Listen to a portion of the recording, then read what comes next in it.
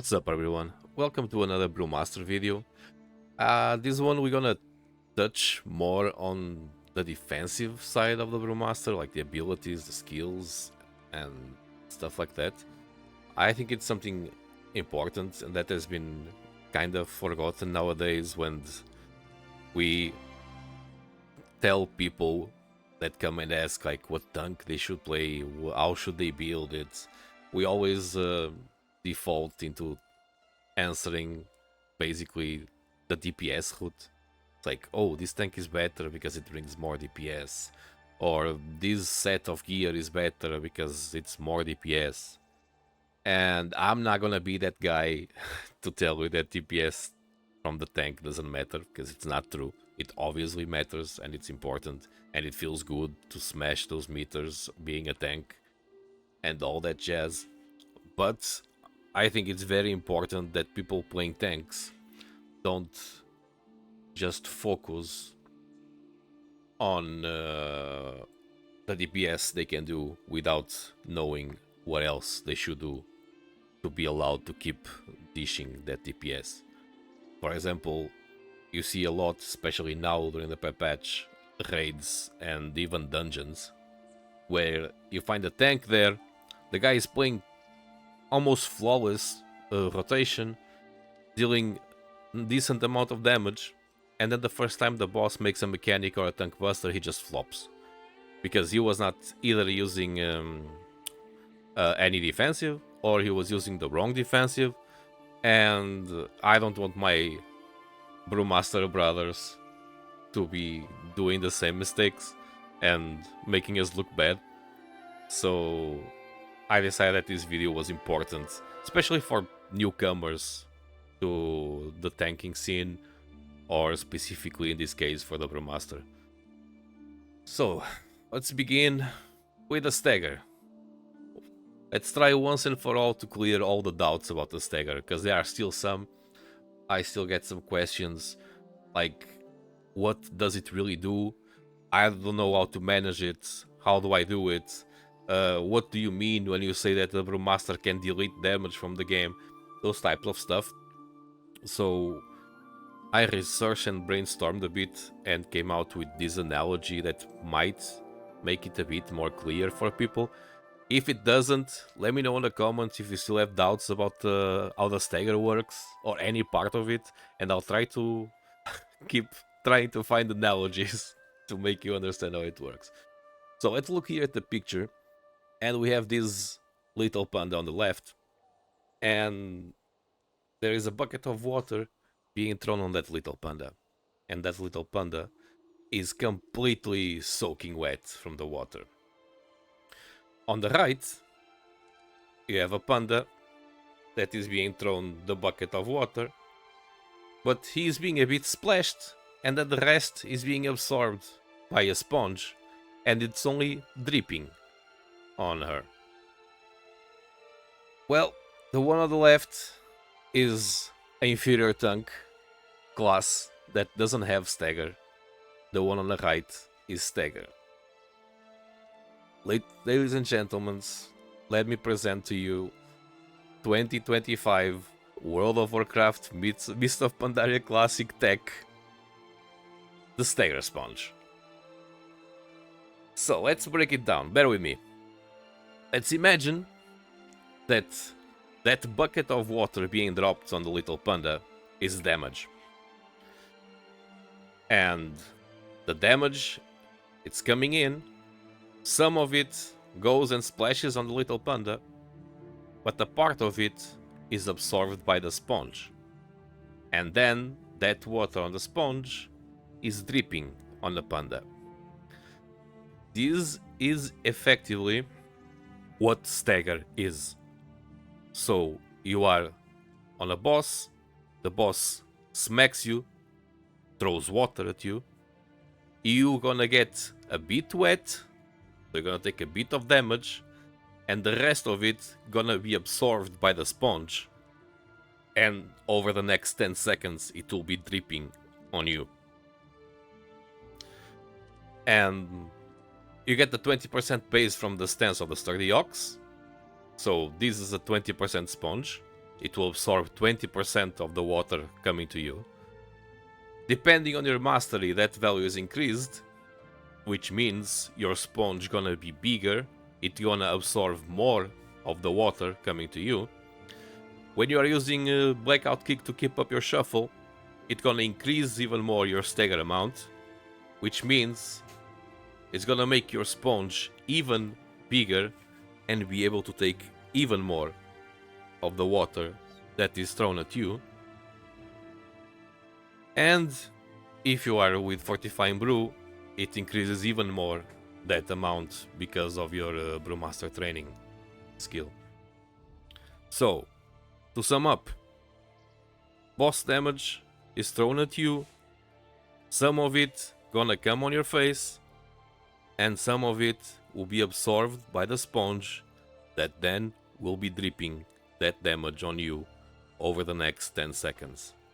More stagger you have, bigger is the sponge, more damage you absorb. Now let's think about what Purifying Brew would do on this situation. Using Purifying Brew is basically you are picking up the soaking wet sponge, you are squishing all the water out and putting it back. So basically all the damage that was absorbed by the sponge till that moment is now gone. This is what I mean when I say that the Brewmaster can delete damage, because damage came in, the sponge absorbed, you use the Purifying Brew, that damage is gone.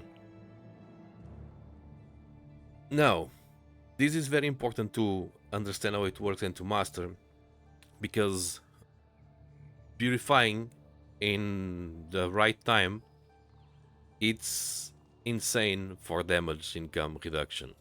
Let's suppose a boss is about to hit you for 1 million damage, and you are with 60% shuffle. It means the boss gonna hit you for 400k, and the other 600k are being absorbed by your sponge. If on that second you use your Purifying Brew, that damage is gone, basically. So that's the deleting damage part from Stagger. Let me know in the comments if you still have doubts with Stagger. I'll keep trying to figure out analogies to explain it to you. And let's move on. Guard. So, to the question, when is the right moment to use guard? The answer is all the time. If you are tanking a boss, if you can use guard, you use guard. There's two small exceptions. One, you know that there is big damage incoming soon, like in 7-10 seconds. You might want to delay the guard till that point. The other is if your blackout kick shuffle is about to fall down and you are taking physical hits. If not on those situations, your guard should be up every time you can. Also, you should keep your guard powered up. You do it by using the Tiger Palm that activates the power guard buff. And even if you think that, oh, I'm okay because I'm not gonna use my guard now, so I don't need to keep the power guard buff on, hold on that thought. We'll talk about it in a bit. The guard not only makes you absorb damage, it also makes your heals healing for more. And you have here all the heal skills that are incorporated on that part. That is including your Expel arm, your She Wave, your Gift of the Hawk's balls, etc, etc. Next one. The Dave. Please, for the love of God, Brewmasters of this world.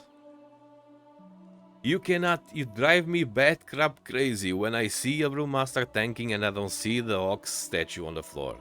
It doesn't take any time, it's one global before the pull and you have it there for 15 minutes unless you need to move it. Put it down. It helps a lot. It helps your raid a lot. It absorbs a lot of damage from your raid because when you have the Ox statue down, when you deal X damage to the boss, the statue will put a guard in someone on your raid. And this is why it's important, even if you don't want to use guard, to keep power guard on, because every buff that you have for your guard will apply to the guards of the Black Ox statue. So put your Dave down, let him do his thing. Your provoke interacts also with your statue. So for example, if you are in a fight where there's a time that you are tanking the boss on the left, your raid stack is on the right, and there are some ads that you know it will spawn and they'll go to the raid stack. If you provoke on the Ox statue will mass provoke stuff to you. So use it to your advantage, use it to keep your raid safe. Please, put down Dave, let Dave do the work. Up next, Shuffle and Elusive Brew. Blackout Kick gives you a Shuffle, we already know that. You need to keep your Shuffle all the time. It increases your Stagger and decreases your parry. And it's not even hard to maintain it all the time. You're gonna might have some troubles with it on the first 15-20 seconds of the fight, and then it's very easy to keep it up. Just, you have to have it always on. It gives you more parry chance. It increases the size of the sponge we talked before to absorb the incoming damage. So keep using it and don't let it fall. It's important. The guard versus Blackout Kick. Like, if you should use your Shi for guard or if you use your Shi for Blackout Kick to keep the shuffle on. Basically, ask yourself, WWBD, what will the boss do? If the next thing the boss will do is a magic skill, use guard. There's no point, parry and stagger won't help you against magic. The guard will help you more. If the next thing the boss will do is not a magic skill and you're gonna swing on your face, use shuffle. Same goes for Elusive Brew. Like, you need to be attacking to get your stacks, so try to be attacking every time you can, even when you're not tanking. Try to keep like smacking the mob to get those stacks up from whenever you need to use it. And use it when you need it, or when you have enough stacks for it to not cap, or when you feel safe about using it. Don't set a number on your head and say, oh, I will only use when it's on those stacks, or I will only use when it's on 15 stacks. No, react to the fight.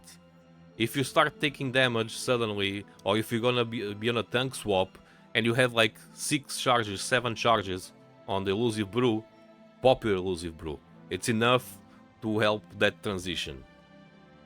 And from that moment on, with the help of Shi Brew, and if you keep attacking, you should have really high uptime on Elusive Brew. Maybe not at the beginning with low levels of gear, but from early on, you should be able to keep a good uptime on Elusive Brew. Just use it. It's free, it doesn't cost anything, it's out of the global cooldown. Every time you can, and you have like 7, 8 stacks if you are tanking, like actively tanking, or if you are going into a tank swap, use it. Dampen Harm versus Diffuse Magic. So, the question when to pick each one is simple. If you are in a fight that's gonna have a lot of magic damage, Diffuse Magic is better. It's basically your AMS, kinda. Most of the reversing the debuffs back or dots back don't work in most of the bosses, so that part, it doesn't help as much. But the 90% damage reduction, it's insane. So if there is a fight that you see, okay, I died 3 times on this fight, what is killing me? Okay, it is magic spell. Maybe you should use Diffuse Magic on that fight. Or if your healers tell you, yo, there's this part where you are taking a lot of damage, we need to check it out. You go and check if it is magic damage, maybe Diffuse Magic is the best option. If not, Dampen Harm. Dampen Harm, it's an insane skill, and it's kinda a lot of times overlooked. People don't fully understand how it works, don't fully understand the power of that skill. Basically, Dampen Harm is, for the next 45 seconds, or 3 charges, let's call them, if there is a hit that comes on you that deals more than 20% of your HP, that hit is halved. So, if a boss hits you for 1 million damage, let's say, that skill will remove 500k from it. Just like that. I don't understand why would someone not like that skill, but basically use it when you don't have other defenses up, or need to plan your cooldowns. If you think you're gonna need it to survive a specific phase, save it for that phase. If not, use it throughout the fight when you don't have something else to protect you. It's a big 45-second blanket that can cover your ass multiple times throughout those 45 minutes, and the cooldown is 1.5 minutes. It's like you can use this like 4 or 5 times per fight. If you don't need it for a specific situation, just go and use it whenever you don't have something else to protect you. Like for example, you popped your guard fell down after 4 seconds, let's say, and you don't want to use any of your other cooldowns. That will be the good time to use Dampen Harm, but don't let it sit just in cooldown. Unless you need for a specific reason, abuse that skill. Zen Meditation, this is basically, it's kind of a boring skill actually, it's basically your big soaking skill. It's, if there's a big badaboom about to come, you can just ignore the big badaboom using that skill. If you notice that some of your people is getting left behind and they won't have time to leave the big badaboom, you can use it for them to not take the damage. And it's just a basic soak skill. It's interesting, but it's kinda boring. 3 minutes cooldown. Most of the times you're gonna use it once or twice, maybe, in a fight. But again, same for all the cooldowns. Don't just sit with them. If you see an opportunity, or if you know, if you are playing a tank, you should aim to know what's gonna happen during the fight. And whenever there is a possibility that some of your skills can be used, you should be paying attention to see if you need to use it or not.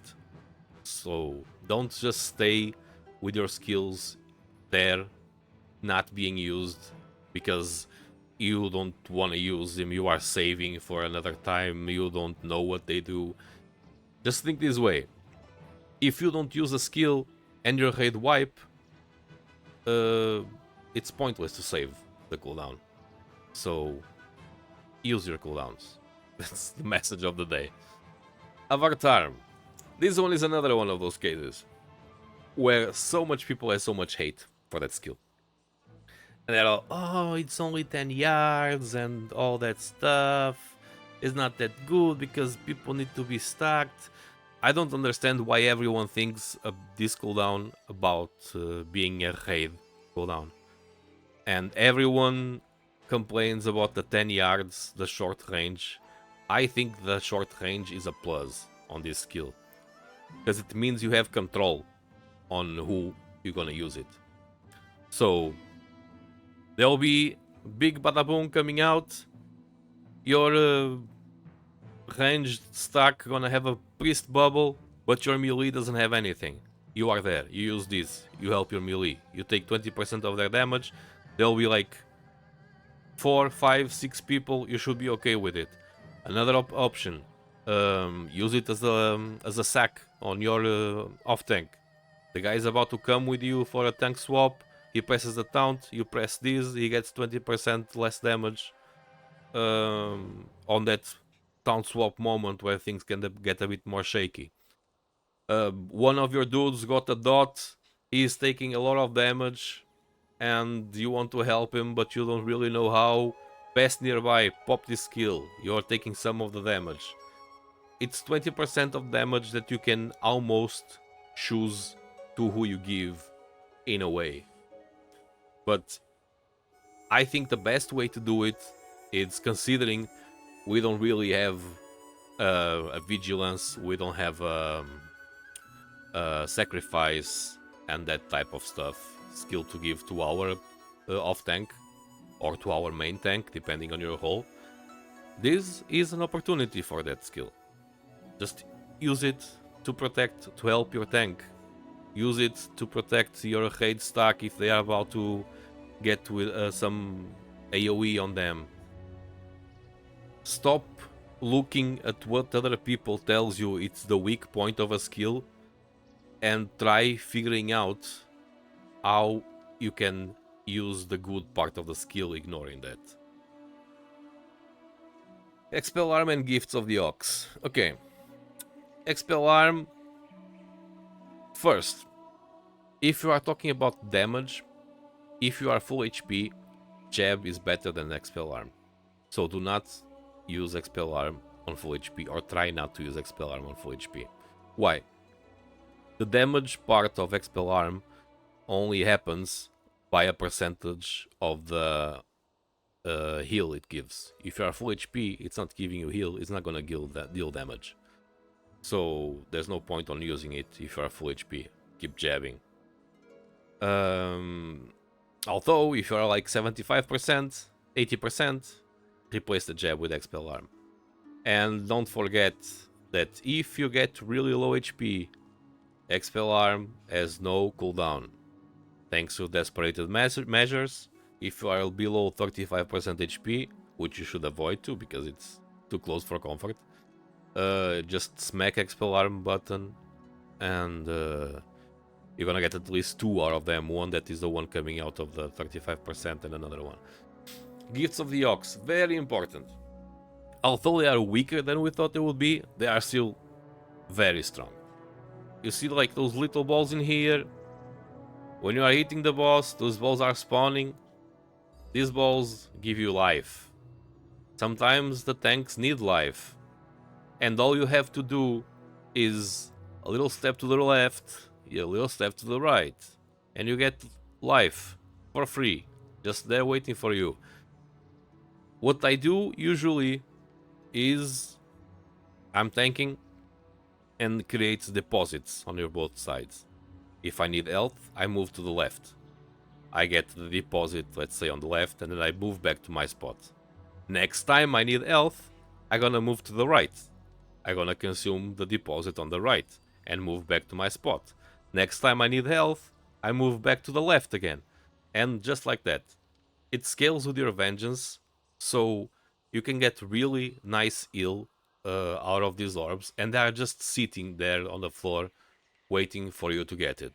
So do it, pay attention to it, make weak auras to see if they are there, if they exist, so you don't have to be like to make sure, and just use it.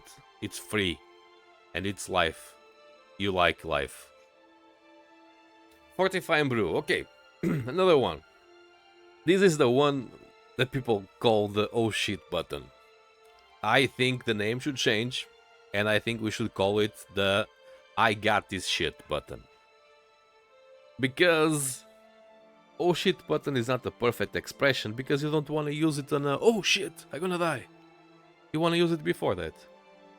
And it's like, if you're a tank, you should know how the fight's gonna go. You should know when the damage is coming.